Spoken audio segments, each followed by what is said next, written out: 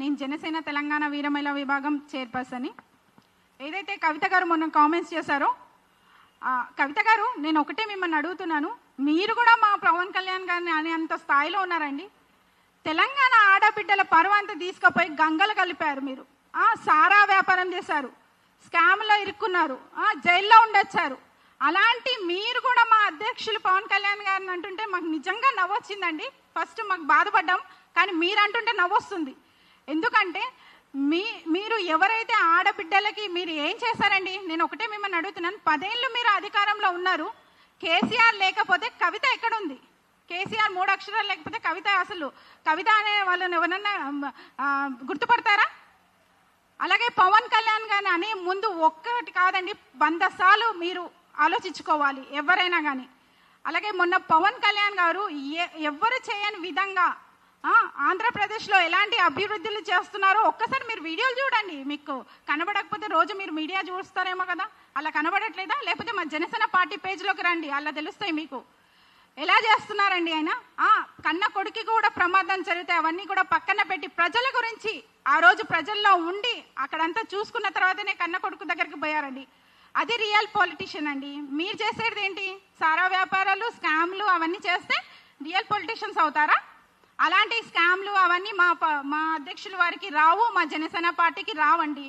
మేము ఒకటే చెప్తున్నాం కవిత గారు, మిమ్మల్ని మీరు ఏవైతే మాటలు అన్నారో అవన్నీ కూడా మీరు వెనక్కి తీసుకొని మా అధ్యక్షులు పవన్ కళ్యాణ్ గారికి బహిరంగంగా మీరు క్షమాపణ చెప్పాలి. మీరు సారా వ్యాపారాలు చేసుకుంటారో లేకపోతే ఇంకే వ్యాపారాలు చేసుకుంటారో చేసుకోండి, కానీ మా అధ్యక్షులు పవన్ కళ్యాణ్ గారి జోలికి వస్తే మాత్రం నేను కూడా తెలంగాణ ఆడబిడ్డనండి. నేను చాలా నిజంగా సిగ్గుపడుతున్నా. ఎందుకంటే మీరు సారా వ్యాపారం చేసి మన అందరూ అడుగుతున్నారండి, మీ తెలంగాణ ఆడబిడ్డనంట కదా సారా వ్యాపారం చేస్తున్నారు అనేసి. మేము సిగ్గుపడుతున్నామండి. మీకు ఆ పని చేసినందుకు మీకు ఎలా ఉందో ఏమో, కానీ మేమైతే తలెత్తుకోలేకపోతున్నాం. తెలంగాణ ఆడబిడ్డల పరువు అంతా తీశారండి. అందుకే మిమ్మల్ని అయితే మేము ఒక్కటే అడుగుతున్నాం, మా అధ్యక్షులు పవన్ కళ్యాణ్ గారికి మాత్రం మీరు బహిరంగంగా క్షమాపణ చెప్పాల్సిందే.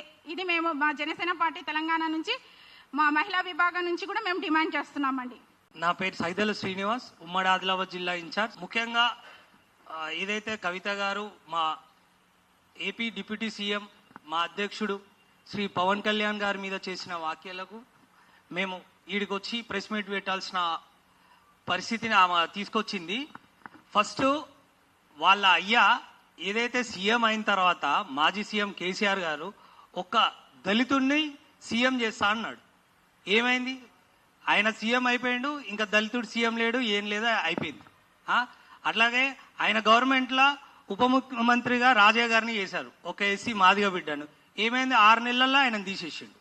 అంటే ఈయనకు ఎస్సీల పట్ల ఎలాంటి భావన ఉంటుంది? అసలు ఈయన పార్టీలో ఎస్సీలకు ఎలాంటి గౌరవం ఇస్తాడు?